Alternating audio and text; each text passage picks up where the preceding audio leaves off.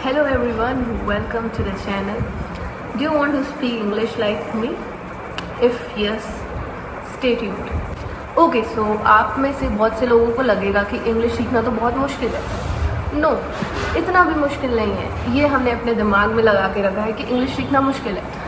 अगर आप इंग्लिश को बहुत ही फ़न वे में लर्न करोगे तो कभी भी आपको इंग्लिश कठिन नहीं लगेगी. और हाँ, अगर आप इंग्लिश को एज अ सब्जेक्ट लेके चलोगे कि ये तो सब्जेक्ट है, मुझे तो मार्क्स लाना है, नीड टू लर्न इंग्लिश क्योंकि आजकल इंग्लिश चल रही है और मेरे पास कॉन्फिडेंस की कमी हो जाती है, सो दैट्स रॉन्ग. अगर आप उसको फ़न वे में लेके चलोगे, फॉर एग्जाम्पल मुझे गेम खेलना है, तो आप उस गेम को सीख लेते हो चाहे वो गेम कितना भी हार्ड हो. इसी तरह से इंग्लिश एक लैंग्वेज है. अगर आप उसको एक फ़न वे में सीखना चाहोगे तो ही सीख पाओगे. एंड ट्रस्ट मी गाइस, मेरे सीक्रेट्स में बताऊंगी how can I speak this much fluently. So सबसे पहले हम बात करते हैं perks of English languages. So the perks of English language. Perks का मतलब होता है बेनिफिट्स. बेनिफिट्स मतलब फ़ायदे. इंग्लिश लैंग्वेज बोलने के फ़ायदे. सबसे पहली चीज़ क्या है, इंग्लिश जो है वो इंटरनेशनल और बिजनेस लैंग्वेज है. अगर आप कहीं भी ट्रैवल करते हैं अराउंड द वर्ल्ड, अगर आप उस जगह की लैंग्वेज नहीं जानते बट अगर आपको इंग्लिश आती है, आई मेक श्योर कि आप वहाँ पे बहुत ही ईजीली कन्वर्सेशंस कर पाएंगे. When you know English you can just travel anywhere. कहीं भी आप ट्रैवल कर सकते हैं और किसी भी लैंग्वेज स्पीकिंग कम्युनिटी में अगर आप जाएंगे और वहाँ पे एटलीस्ट एक पर्सन तो होगा ही जो इंग्लिश जानता हो और वहाँ पे आप इजीली कन्वर्सेशंस कर सकते हैं. One of the most important thing is to develop self confidence.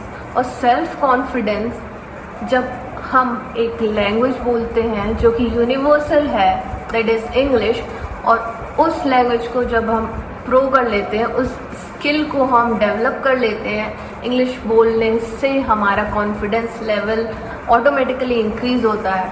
आपका जो सबकॉन्शियस माइंड है आपकी पर्सनैलिटी को ऑटोमेटिकली चेंज कर देता है when you are speaking English. ऐसा एक बेनिफिट जो आप लोगों को कोई नहीं बताता वो ये है कि जब आप एक लैंग्वेज, सेकेंड लैंग्वेज लर्न करना चालू करते हैं और सबसे ज़्यादा तो एक यूनिवर्सल लैंग्वेज बोलना अगर चालू करते हैं तो आपका जो ब्रेन है वो एक्टिव रहता है. आपका ब्रेन कॉन्स्टेंटली वर्क करता रहता है बिकॉज आप इस एनवायरनमेंट में रहते हैं जहाँ आपको हिंदी या फिर आपकी मातृभाषा या अपनी लोकल लैंग्वेज बोलनी पड़ती है.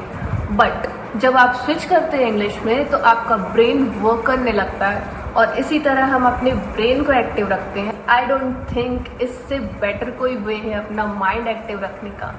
एक यूनिवर्सल लैंग्वेज को सीखने से अगर आपका माइंड एक्टिव रहता है, अगर आपको इंग्लिश आती है तो आप इजीली ट्रैवल कर सकते हैं अराउंड द वर्ल्ड.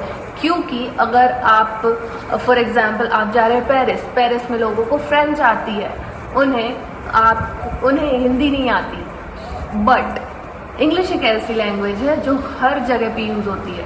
सो आप वहाँ के लोगों से कन्वर्सेशन कर सकते हैं बहुत ही easily with help of English. अगर आपको इंग्लिश आती है अच्छे से, आप समझ सकते हैं, बोल सकते हैं, तो अगर आपको कभी मौका मिलता है कहीं इंग्लिश स्पीकिंग कंट्री पे जाने का या इंग्लिश स्पीकिंग कंट्री पे शिफ्ट होने का, तो आपको सोचना नहीं पड़ेगा. आप तुरंत वीज़ा लेके जा सकते हैं और आपको वहाँ पे जाने के बाद कोई प्रॉब्लम भी नहीं होगी और कम्युनिकेशन में कोई भी प्रॉब्लम नहीं होगी.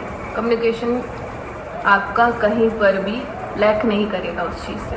सो एक और बेनिफिट है इंग्लिश का, अगर आप इंग्लिश लैंग्वेज में प्रो हो जाते हैं तो आपके पास और भी ज़्यादा एंटरटेनमेंट के ऑप्शंस होते हैं. बिकॉज इतने सारे जितने भी अच्छे शोज़ आते हैं, फॉर एग्ज़ाम्पल आप नेटफ्लिक्स बिंग वॉच कर लीजिए, आप बहुत से ऐसे शोज़ मिस कर देंगे अगर आपको यूनिवर्सल लैंग्वेज नहीं आएगी. What is my conclusion guys? Conclusion ये है कि इंग्लिश सीखना इतना डिफ़िकल्ट नहीं है, इतना बड़ा कोई वो इशू नहीं है. It's not a rocket science, but हाँ कुछ एफर्ट्स लगाने पड़ेंगे आपको इंग्लिश सीखने के लिए. सबसे पहले तो आपको कंसिस्टेंट रहना पड़ेगा. दूसरा, आपको प्रैक्टिस करनी पड़ेगी. आपको ऑनलाइन टीचिंग ज्वाइन करनी पड़ेगी. बस ये 3 काम आप कर लीजिए, आप प्रो हो जाएंगे इंग्लिश में। पसंद आया तो लाइक कीजिए, सब्सक्राइब कर लीजिएगा अगर आपको प्रो बनना है इंग्लिश में।